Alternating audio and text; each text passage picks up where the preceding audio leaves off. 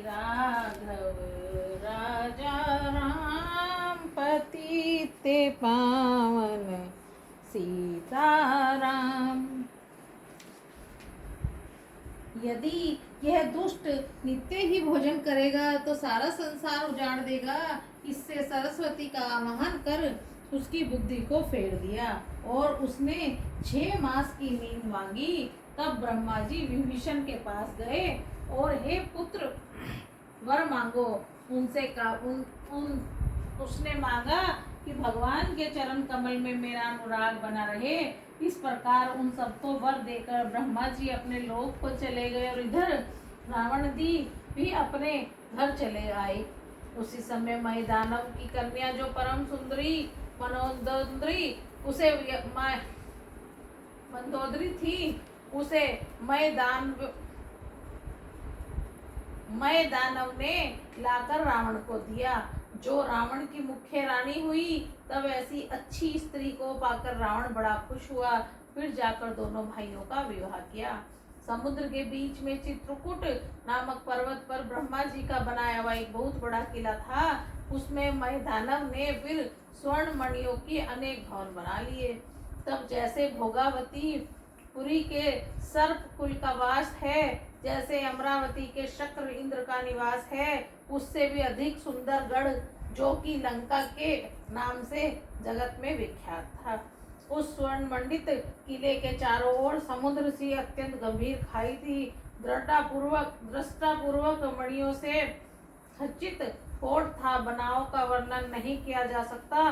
तब भगवान ने दया से उस भग सम्यक जो भी यातु धानपति राक्षसों का राजा होता था, वह अत्यंत सूरवीर प्रतापी अपने दल बल सहित वहां बसता था। किंतु वह देवासुर संग्राम हुआ था, तब देवताओं ने वहां के घोर राक्षसों को संहार कर दिया था। उससे अब वहां भगवान इंद्र की प्रेरणा से यक्षपति के 1 करोड़ रक्षक रहते थे। जब यह समाचार रावण को मिला तो वह सेना सजाकर गढ़ को चारों ओर से आकर घेर लिया। उस भयंकर सेना के विकट योद्धाओं ने देखकर यक्ष प्राण लेकर भाग गए। रावण ने सारे नगर को फिर कर देखा। चिंता दूर हो गई, बड़ा सुखी हुआ। फिर तो उस सहज ही सुंदर और अगमन अनुमान कर रावण ने वहां अपनी राजधानी स्थापित की और जिसके योग्य जैसा ग्रह था, रावण ने सब निशाचरों को बांटकर तब दैत्यों को सुखी कर दिया। एक बार कुबेर पर धावा बोला तो पुष्पक विमान जीत कर ले आया। फिर खेल ही में एक बार उसने कैलाश पर्वत को जाकर उठा लिया। मानो वह उसकी भुजाओं की बल को तोड़कर बड़ा सुखी होकर रहा।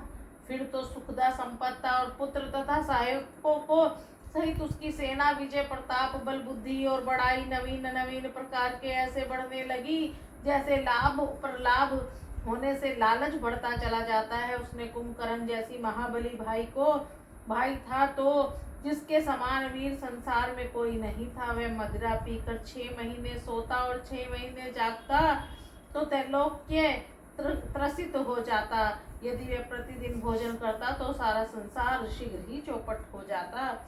वह युद्ध में धैर्यधारी था, जिसका वर्णन नहीं हो सकता था, और उसके समान अधिक बलवान दूसरा कोई नहीं था।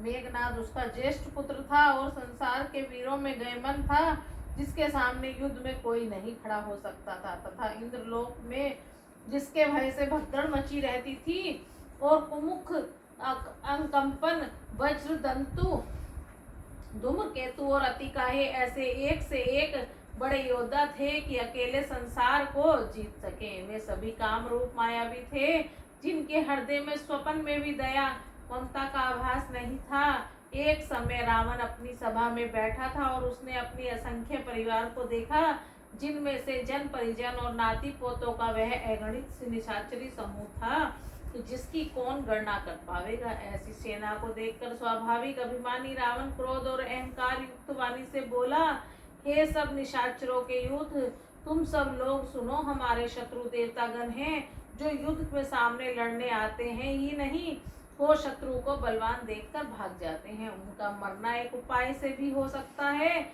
अब यह समझाकर कहता हूँ, सुनो। तुम लोग जाकर ब्रह्मा के भोजन में उनके यज्ञ को यज्ञाधिपी कर्मों में विघ्न बाधा उपस्थित करो, तब भूख से श्रीन और निर्बल देवता सहज ही में आकर मिलेंगे। तब इस प्रकार उनको भली भांति अपनाकर या तो मैं मार ही डालूंगा या छोड़ दूंगा। तब फिर मेघनाथ को बुलवाया और देवताओं से वैर बढ़ाने की शिक्षा दिया और कहा, देखो जी देवता, युद्ध स्थल और धैर्यधारी और बलवान है तथा जिन्हें युद्ध करने का अभिमान है, उन्हें संग्राम में जीत कर तुम बांध लाओ। तब पिताजी आज्ञा मानकर वे सजग हो गए। इस प्रकार सबको आज्ञा देकर स्वयं हाथ में गदा लेकर चला गया। रावण के चलने से पृथ्वी डगमगाती और गर्जन से देवताओं की स्त्रियों में गर्भ गिर जाते थे।